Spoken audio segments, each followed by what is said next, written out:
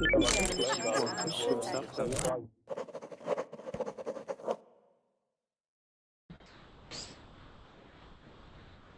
hello everyone. Welcome to Verbling.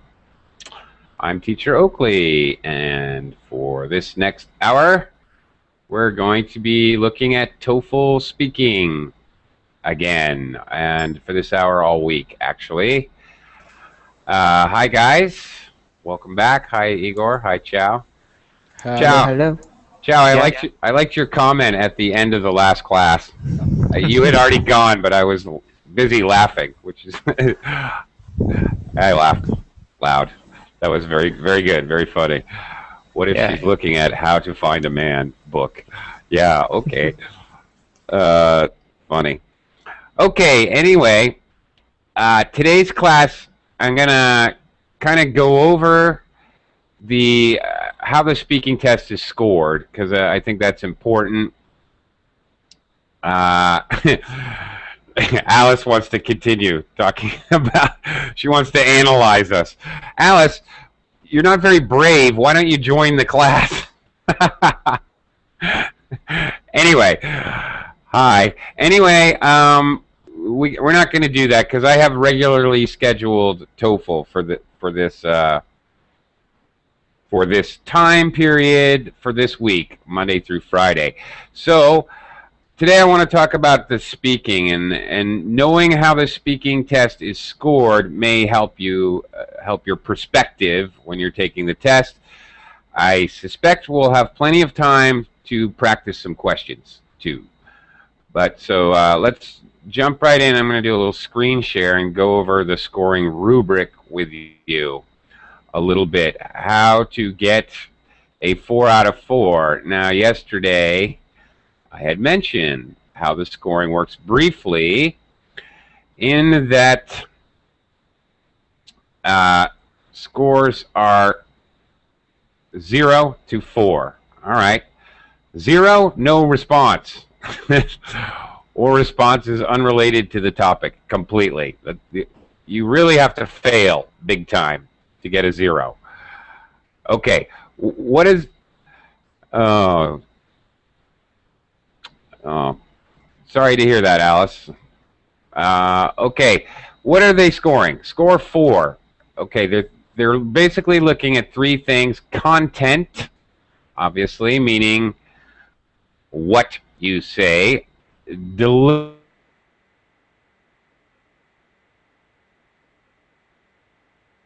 Stress, rhythm, blending. Oh, we'll talk about that a little later.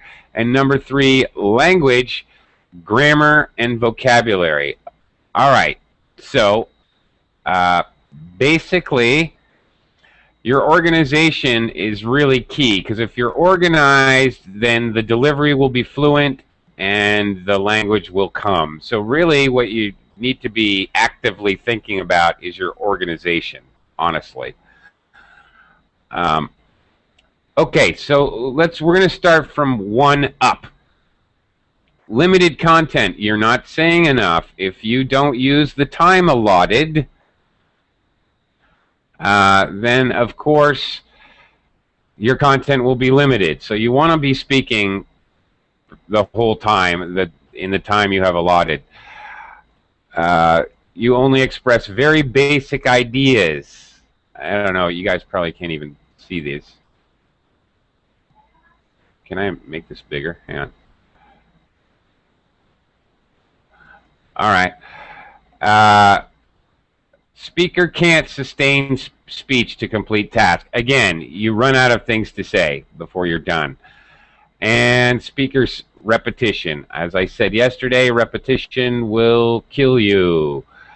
So, one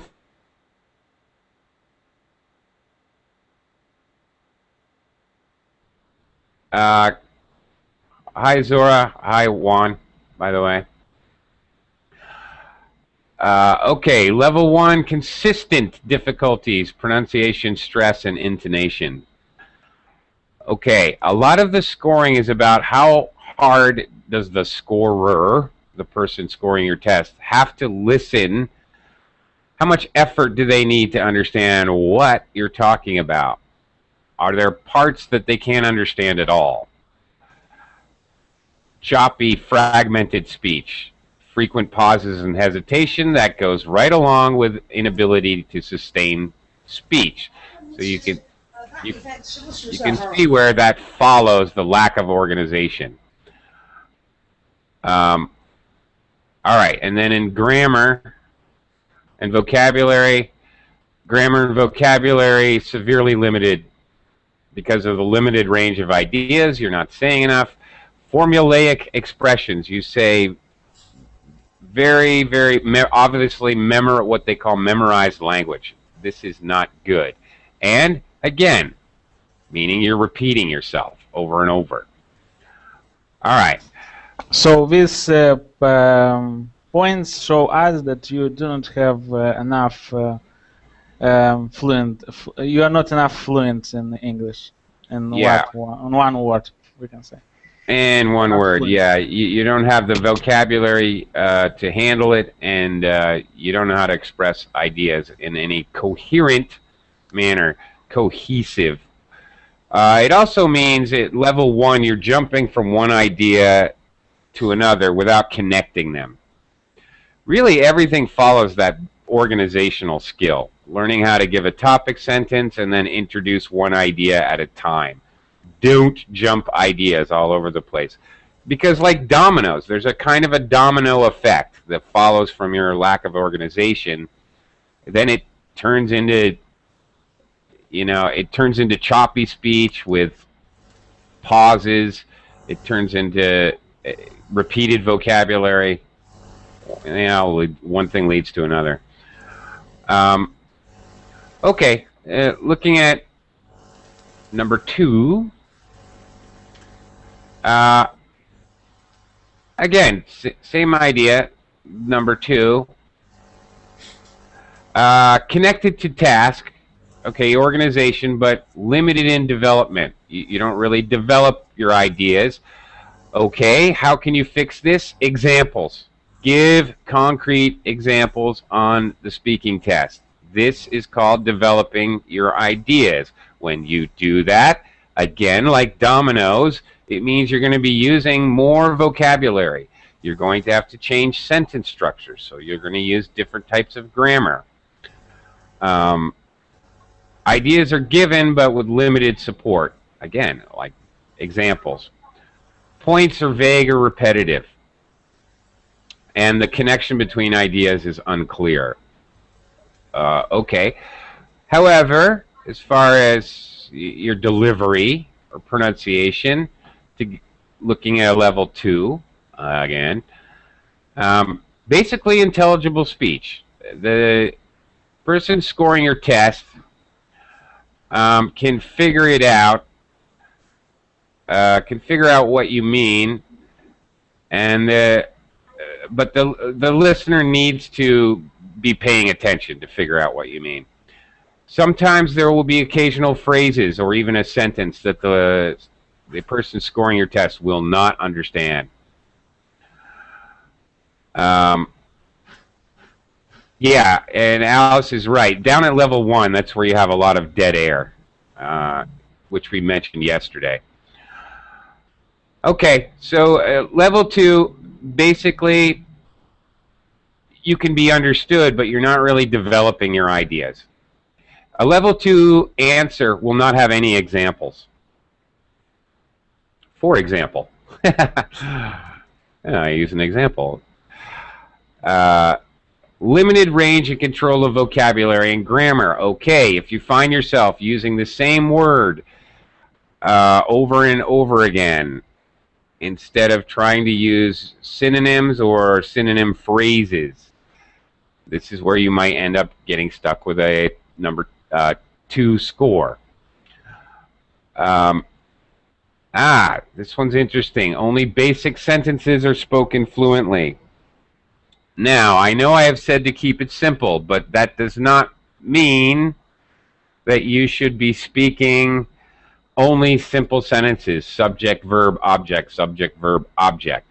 How to avoid this? Very simple. Again, it goes back to organization. Use phrases like, first of all, My second reason is, and finally, okay, to introduce your ideas. When you do that, it's going to force you to use what are called subordinates. When you use subordinate words or subordinate phrases, this forces you to use complex sentences. So again, my domino theory, here it is again. It forces you to use more complicated grammar structures. Yeah, well, it relies on simple sentences. All right, I forgot. That's exactly what I just said. Using basic connections such as listing or conjunctions, some connections may be unclear.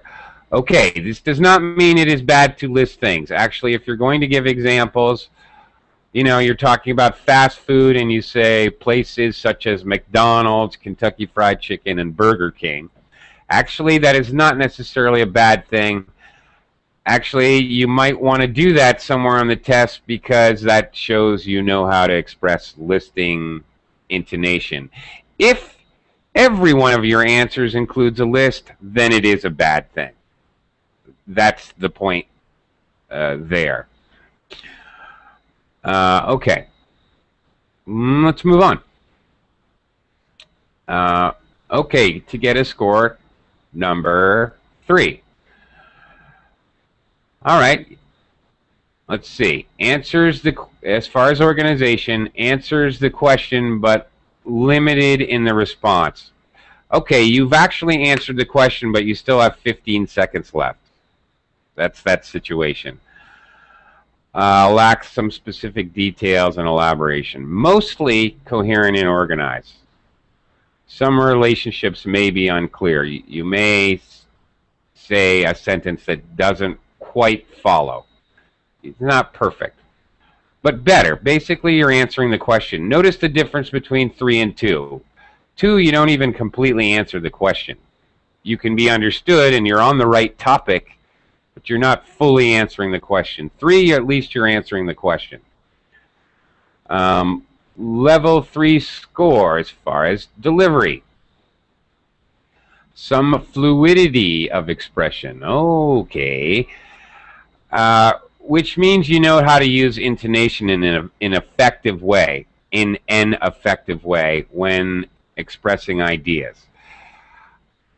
This means you can actually do things like pause in appropriate places. It is not a, okay, that brings up a point. It is not necessarily a bad thing to pause when you pause for dramatic effect or to introduce an important idea. Actually, that is part of fluency. Speaking, just trying to talk straight through as much as you can say is actually not a good idea. It's actually a good idea to have some pauses between ideas. All right? That's when they're talking about fluidity, that's actually part of it, knowing when to have a short pause. Okay, generally clear speech. There may be some problems with pronunciation and intonation. You may have a problem with R's and L's or TH or something like that. You can still get a 3 score. Overall understanding is not compromised, meaning I can understand you even though you cannot pronounce TH. You can still get a level 3. I understand what you're saying. Again, it has to do with the ability for the scorer to understand. Okay, and looking at the grammar and vocabulary, fairly good. Sometimes, okay, you can get a level 3 when you use a vocabulary word and it doesn't quite fit. Not quite the right word. There's a better word to use. That's what they're talking about here. Limited in range of vocabulary and grammar repetition, again. Message is still understandable. Overall, the fluency is affected by the language or lack of English. Now, the most important one, what we want to look at, what we all want to get is number 4. Okay, hang on. Now, arrest. I know you're looking for the link. I don't have the link without opening up and starting pausing and going to Verbling and then starting an echo effect and all kinds of things. So arrest or anybody outside viewing, the document is attached to the class description. You can just download it. I do want to type the link, arrests, but even more so, I want you to join the class. But you can simply go to the Verbling page and look at the class description and download it from there, okay? If I find you the link, I have to stop the class. All right, let's go to number 4. Hang on. Oh, whoops. Okay, there we go. Okay, number 4, perfect score. What do you have to do? Well, you have to be perfect. No, you don't have to be perfect. You answer the question. Well, that's simple enough. Includes 2 to 3 points of support. Now, notice this is specifically in the rubric. You should be giving at least 2 points. In many cases, questions 3, 4, 5, 6, they're going to be asking you to summarize or agree or disagree with speakers who always make 2 points. So you've got to be able to catch both points. Again, I emphasize that you need to make notes and make sure that you catch the speaker's 2 points that they're always going to bring up. Clear transitions between ideas. Okay. Very simple. What I said earlier, first of all. Secondly, like that.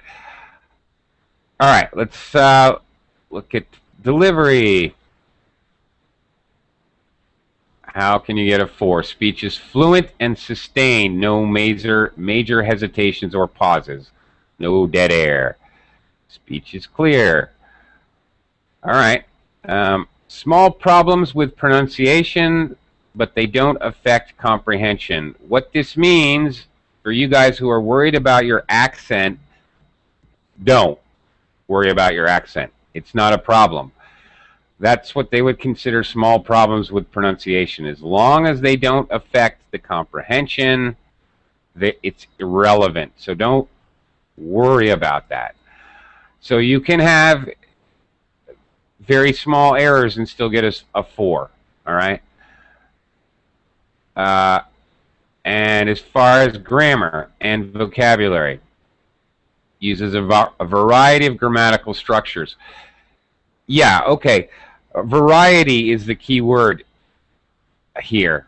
All right? So in English writing or speaking, we don't use all simple sentences. Neither do we use all complicated constructions using compound, complex sentences. We don't do that either. We mix simple sentences with more complicated sentences. That's the idea. Advanced vocabulary includes natural expressions and collocations. All right. If you want to use phrasal verbs or idioms, you certainly may do so, and it may help you get a level 4 score. However, make sure that you use them properly, because if you don't, then that's where you go back to number 3, where it says vocabulary may be imprecise in some areas. So you want to use an idiom or a phrasal verb. Go right ahead. Make sure you know it. Don't use it if you're not absolutely confident you know how to use it. Language is automatic. Yeah. All right. I don't care. IELTS, TOEIC, TOEFL. When I'm scoring any of these tests and I'm listening to the student talking, I am I am very much aware if the student is thinking in English or translating in English. The only way you're going to get a perfect score on any of these tests is if you're thinking in English. In other words, language is automatic. There will be occasions even native speakers can't remember a certain word. I'm sure you've seen me have to think about, oh, what's that vocabulary word? It happens. So if once or twice you have a short pause while you're thinking of a word, that's not a big deal. You can still get a 4, perfect score. Any minor errors that may be present don't compromise comprehension. Okay. You do not have to be perfect to get a perfect score. All right? Is the major point here. It is not necessary. In any case, you don't. The big thing is you don't have to be perfect. All right, and again, my overall point is there's a reason they put organization first in their scoring rubric. They do that in TOEIC and IELTS and CAE as well. It's always the first thing in the rubric because if you're organized, very naturally your speech, you'll be using more complicated, more a bigger variety of vocabulary and more complicated grammar.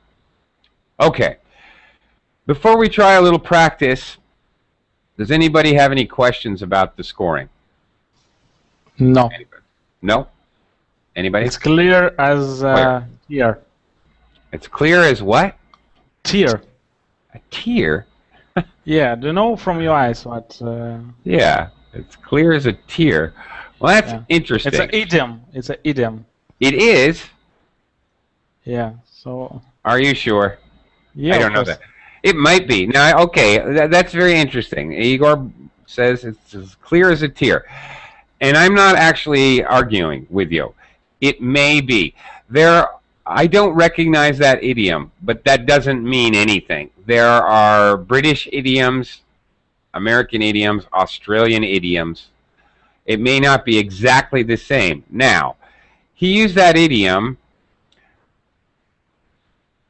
It's perfectly understandable to me what he means by using that idiom. He's making a simile, which is a comparison form of analogy, which is also perfectly acceptable. In fact, it's a higher English-speaking skill. Even though I don't recognize the idiom, it is perfectly obvious to me what he means. So were he to say that, for example, in the TOEFL test, that would actually be very good. I'm glad you said that. It's crystal clear, teacher. Crystal clear is a common collocation, words that go together. All right? So using expressions like that, or simile, it's as blank as something else. She was as fat as a cow. That's very natural, expressive, and that's very good. That's that part in, if you use it correctly, that's level 4.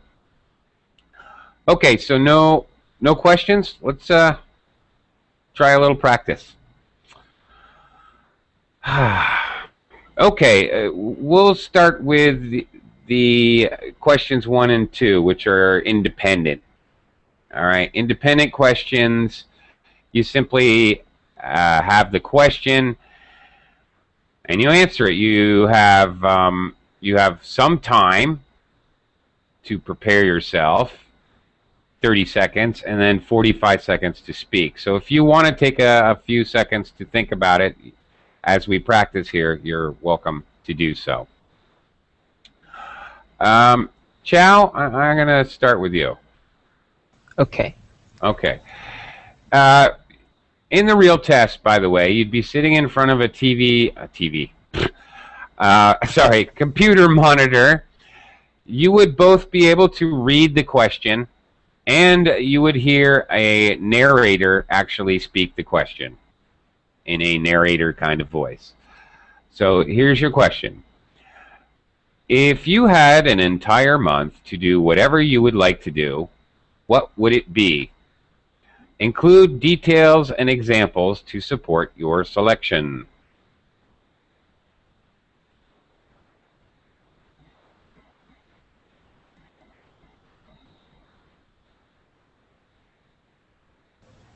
Firstly, generally, I would allocate my times into different baskets. And for my family, I would spend uh, many time to complete with my parents. And secondly, I would travel all over the world and to visit the famous place in the world.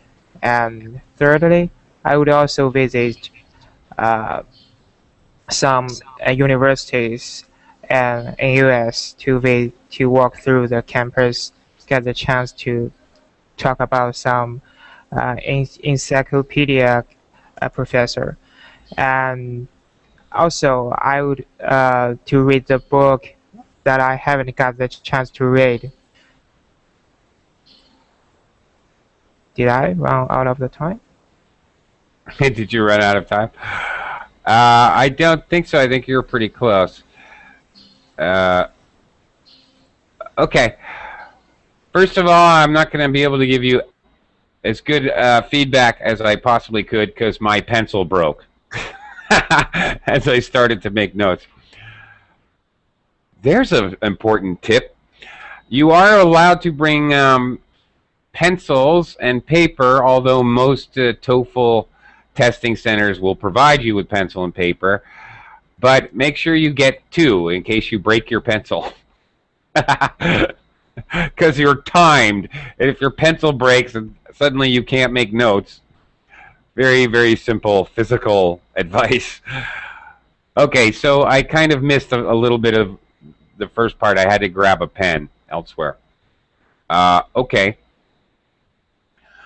All right. First of all, Chow, your speech was. You need to slow down a little bit, I think. Yeah. Your speech was kind of crowded. You're trying to say too much too fast, and you have a little bit of an accent. If you slow down a little bit, it helps to eliminate the accent. Okay? Yeah. So there was one or two words that I really didn't understand what you said. I don't know what you said. You talked about allocating your time. Juan, okay. Sorry that you have to go. All right. Take care. Anyway, you talked about allocating your time, and you said a phrase, and I missed the entire phrase. I'm sorry to say. I could not understand it. I said I allocate my time into different baskets. Into different... That's the word. Baskets. Yeah. In different baskets. What? Baskets? Yes. Just like put the egg into the different baskets. Ah, okay. You're doing. You got mixed metaphors, kind of. Put all your eggs in one basket is definitely an idiom. Okay, into different baskets. There's two problems here. One, pronunciation. Baskets wasn't clear. Baskets. Baskets. Okay, that's better. The T before the S sound. It just sounds like it's a stretch sound. Baskets. Baskets. That's better. That is definitely better. Okay. Okay, and you're sort of mixing what's called mixed metaphors when we cross up two idioms. We wouldn't normally, I know the idiom, you put all your eggs in one basket, but generally we use that idiom to mean we put all of our risk into one thing. Yeah. So since there's really no risk here, you're talking about allocating your time. The idiom doesn't really fit.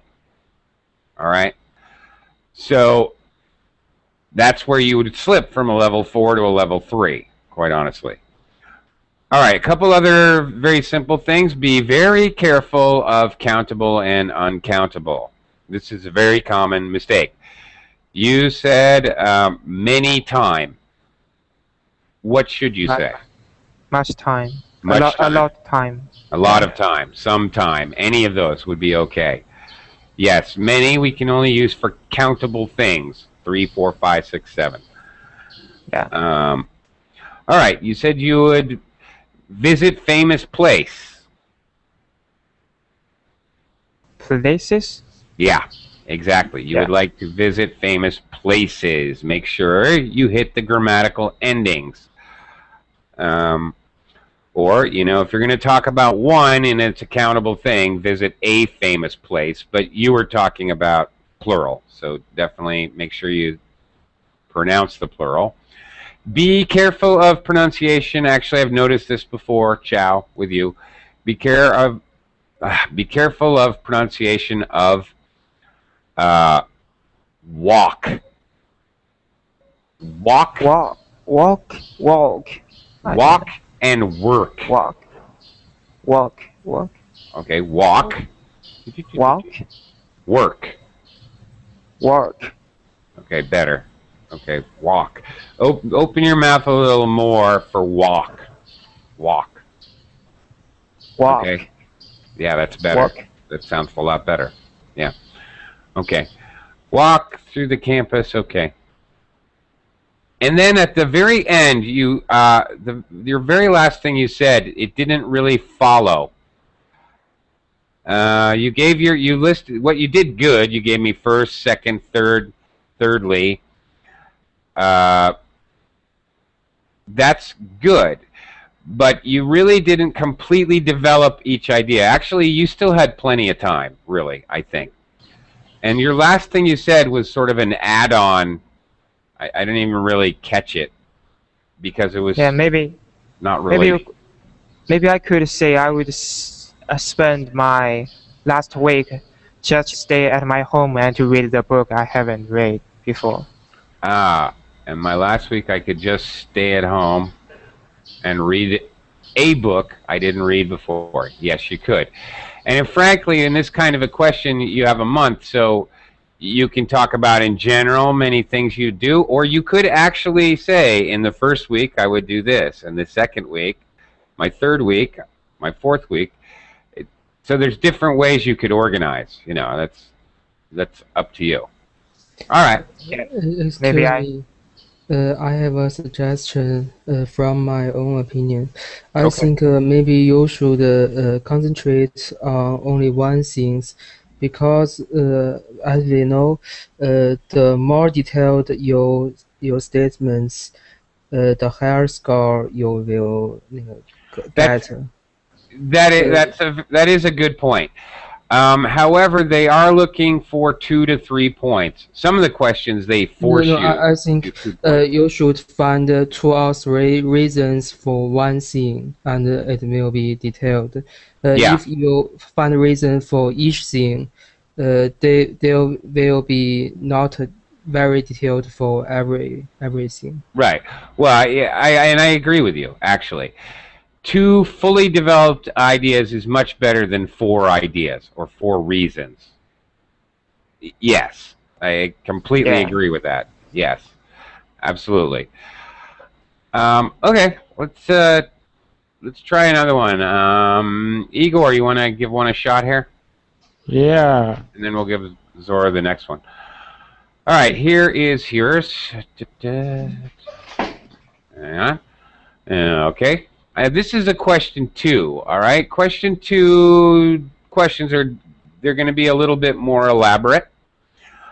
And it's probably going to ask you to make a choice between 2 different ideas. All right? This is question 2 is sort of a choice question, and you have to say why you choose one and not the other. All right. So here we go. Here's my narrator voice. Some people believe that same-sex schools are more effective, whereas other people believe that schools with both boys and girls are better. Which approach do you think is better and why? Include details and examples in your response. 1 minute? This question you have 30 seconds to prepare, 45 seconds speaking time. 45, yeah? Seconds? Yes, 45, yes. Okay. So, let's go. Whenever you're ready. Yeah. Yeah. Okay. I'm ready. Okay. So I believe that schools with both boys and girls are better because from the beginning, young boys and girls learn how to behave with their classmates. They can speak and share experience. It's more interesting for kids to be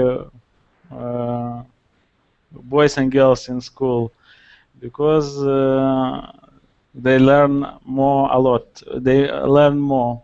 So this is it.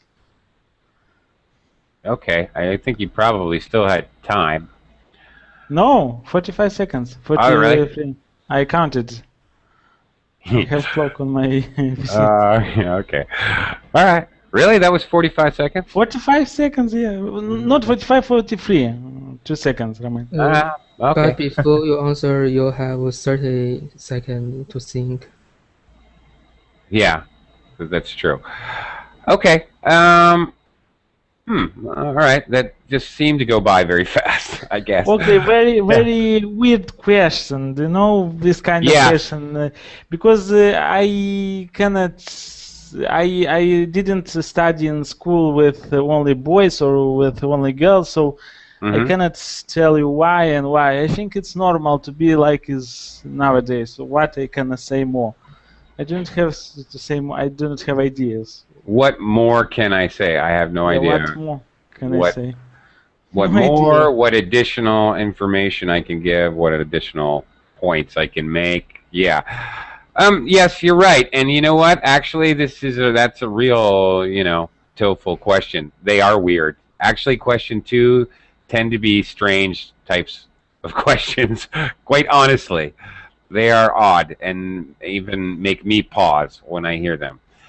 They're giving opposite sides of a topic or opposite sides of a controversy, and it's sometimes the same question they're very. Do you believe? Do you want that people to live on Mars or on the Earth? Explain why. It's better to live on Mars or on the Earth. Explain why. What question interesting.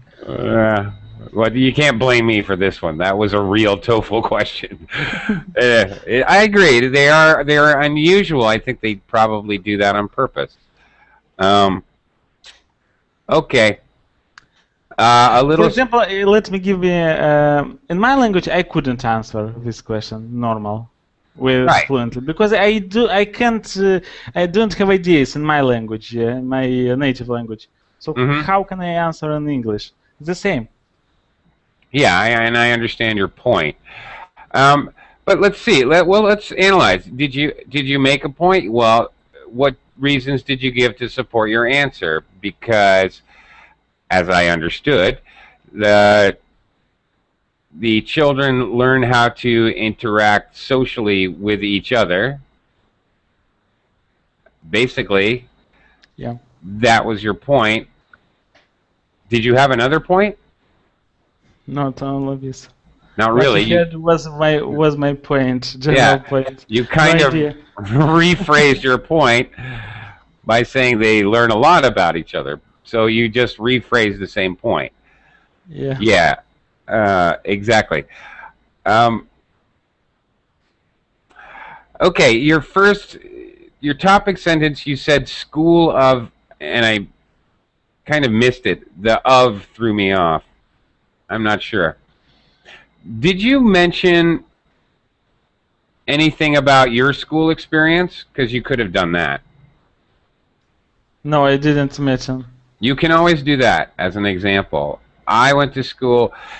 Another thing, this question, and IELTS does this too. IELTS, TOEFL, TOEIC. This question begs you to use a specific vocabulary word, actually.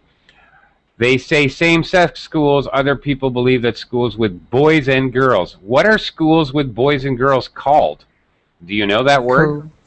CoEducational school. That's it.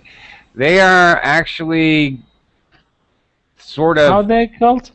fishing for you to use that word. They do this for a reason. CoEducational, or in English, we very commonly say co-ed, just co-ed schools. Okay?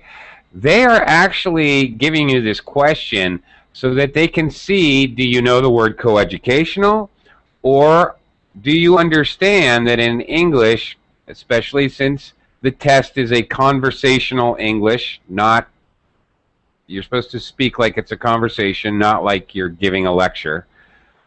Do you understand that you could say, actually, I went to a co-ed school, so I only have experience with a coeducational learning environment. For example, if I was talking, I might be able to say that. Ding, ding, ding. They're actually on a fishing expedition to see if you know those words. They make it, they on purpose don't use the word in the question. They do that a lot in IELTS and TOEFL. They're actually trying to see if you know the word. Anyway, I don't really have good notes here. One thing, Igor, be careful of NG sounds. Beginning. It's not beginning. There's no G sound. Beginning. Yeah, that's better. And you said, of course, learn more a lot. That doesn't work. It's you're just repeating. Learn a lot or learn more is okay. You don't repeating an idea. Okay, and then again, it stems. All right, you made your 1 point. They can learn to interact. The two genders, the two sexes can learn to. Again, there's vocabulary that you're thinking of. Gender, sex, male and female. Can learn how to interact. Interact is another vocabulary word. That's your 1 point. Can you, now that we've done that, can anybody, actually anyone, Igor or anyone, can you think of another point to support coeducational schools? I think girls or boys have their own advantages of thinking. For example, girls are good at arts, and maybe, for example, boys are good at science. And if they talk together, they discuss a topic together, they will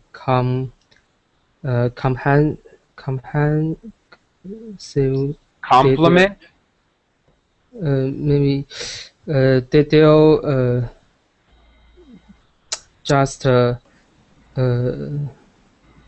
Combine. We're all guessing words. you know what I mean? Just help each other to fulfill their disadvantages. No, and that's an excellent point. But they can complement each other when one helps the other. I want to say compensate. Compensate. Okay, that compensate doesn't quite fit. To compensate means you make up for the other one, which is all. But usually we would use compensate when something's missing, going down. We'll compensate to make it even. But you're talking about them helping each other, so they can complement each other, kind of building up. Oh, I see. Okay, it's an excellent idea. Now, when you run into that situation, which you just did, you had a very good idea, and you were speaking very clearly. All right, it was coming out a very nice, fluent way. But then you got stuck on that one word. don't kill yourself trying to think of that one word. Just pick an easier word. Help each other. Or usually, the one word that's more simple is going to be a phrase. They complement each other. They help each other. Yeah. Okay. All right. So, But this is the part of they learn how to behave with each other, compliment with each other. This is not a part of. No, not really. Because he very clearly, I felt he clearly illustrated that, and he even said, for example, girls may be better at one discipline, like, I forgot his examples, like math, and boys may be better at science, and if they work together, they can complement each other, their learning experience, they can help each other to learn more. I totally got his idea. Your idea is more like interact socially. Yeah, but do girls are better in some in math, or I don't know. I do not see any correlation when with. You have any studies about that? You know what? It doesn't matter. Yeah. They don't care. They're testing your English skill. That did not even occur to me to question that. It wouldn't matter what he said. That's not even, as I'm trying to think about the scoring, I would never even conceive of that idea. It's not important if it's fact or if there's a study. No one's going to be doing any research when they're scoring your TOEFL tests. They're just listening to your speaking. So it's irrelevant, frankly. I don't believe in that, because I may say it's better because they sleep better at night after they interact with each other, and they have beautiful dreams. So what would think that TOEFL examiner? They would think that I'm out of my mind. So they may think you're out of your mind, but you still could get a 4. It doesn't matter. They are not. You've really got to understand this notion, Igor, and IELTS too. Same thing. It doesn't matter. They are not scoring your thinking ability. They're scoring your English ability. They're not scoring your ability to, your logic or your ideas or your opinions. They are not. You have to get that out of your mind. They are not. So it helps. It should help you to be more comfortable speaking. It doesn't matter. If you want to say your sleeping idea, that would be great, actually. I do not think that. I do not think. I think you, because I asked. We have another teacher here on Verbling TOEFL, and I asked him about that, and he said this is not true. So really? Well, I have had an instructor who worked for IELTS, who actually did the scoring. Was the person who trained me, and he definitely trained me that that's true. Every TOEFL or IELTS book I have ever read says it's okay to lie and make up details. So you can choose to not believe me if you want to, but I want to say that I strongly, vehemently believe what I'm telling you. Okay? Yeah, I believe that what you tell, but I asked a month ago about that, because you do not first time say about that, and I asked. He had TOEFL lessons here on Verbling about TOEFL IELTS, and I asked about some questions. So he said the contrary of you. I don't know, because for me it's kind of weird. How can I say that? Strongly. I cannot say that children sleeps better at night, and they would give me a high score. For me, it's kind of weird. Well, I'm not going to beat a dead horse. Okay, Zora, let's try one for you. I don't have it keyed up here, the written part. So just please listen carefully. Okay, some people prefer to work as an individual. Other people prefer to be part of a group when working on a project. Which do you prefer and why?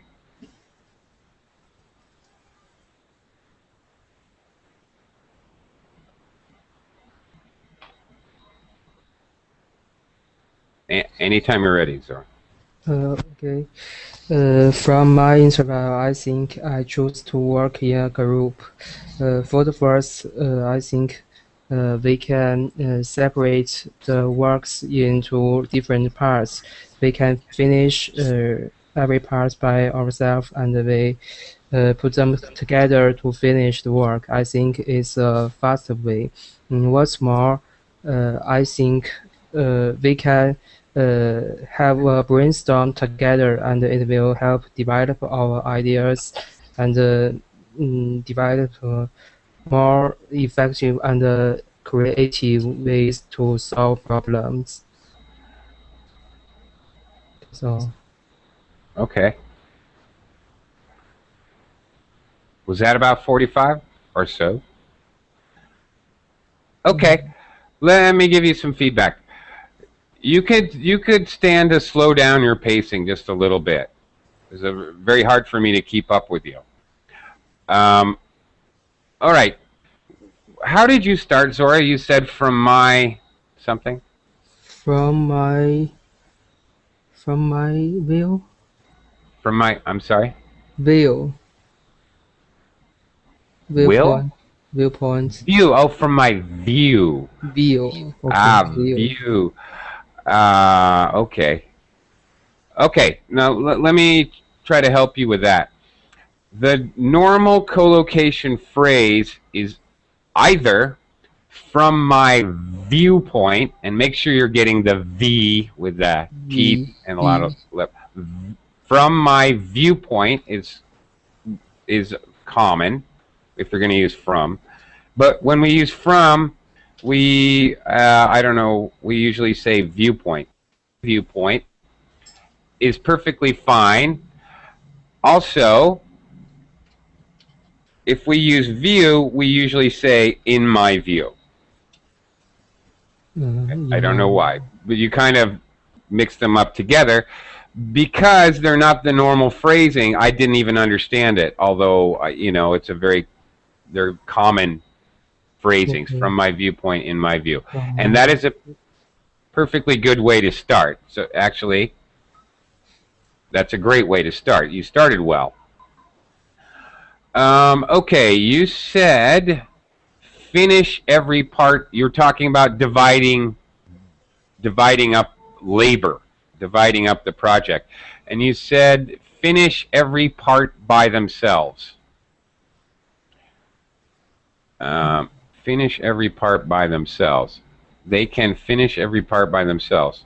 I said we can finish every part by ourselves. By themselves. Actually, when I'm rereading it, it sounded very strange to me. When I'm rereading it, I guess technically that is grammatically correct. I should say we can finish the parts separately. Yeah, I think that would be better. They can finish each part separately. Each instead of every. I think my problem where my brain had difficulties was we wouldn't, you're talking about separating it, so then you talk about each part. Because if you're talking about every part, you're talking about the whole. So my brain got a little confused there. All right, okay. And you said they can. Yeah, in my view, I think every equals each. Every does not always equal each. Okay. Well, because you're talking about doing one thing at a time, or each person does his or her part. So you're actually emphasizing the separation of parts, right? Every part, you're emphasizing the whole. Okay, every part is done by someone else. Okay. Well, that doesn't make sense. That means everybody does everything. Each part is done by a different individual. Okay. There is a difference. Okay. All right. They can have a brainstorm you don't need to say have a brainstorm. They can brainstorm. It's a verb. It's a verb. Yeah, brainstorm is a verb. Yeah, that's the problem. I thought it is a meeting. Yeah. Okay. Actually, it's actually used as a verb, an adjective, or a noun. They can have a brainstorm. All right. Technically, it's not quite right vocabulary, and I'll tell you why. When we use brainstorm as a noun, it's usually talking about, hey, I had a brainstorm. I had a sudden idea. We never use a brainstorm. First of all, they have a brainstorm. We never use it for plural. Oh, okay. You know, they, plural subject, and a brainstorm, of course, don't go together. It doesn't work. They can brainstorm. Brainstorm can be a verb, yeah. Or have a brainstorming meeting as an adjective, whatever. And the last part, you said something and creative way, which I couldn't understand the word. I just did not understand it. Something and creative way. You do the project in a... I mean, we can think out, come up with more creative ideas and ways to solve problems. Okay. But overall, that was pretty good. Definitely a 3 at least. Just slow down a little bit, and you know, you definitely have a potential to get a 4 answer. You're very, very close. All right. Okay. Anyway, tomorrow we can practice some more. I have to go. Thank you very much, and maybe we'll see you tomorrow. Thank you, teacher. Do more practice. Thank you. Bye bye. Take care, guys. Bye bye. Bye bye.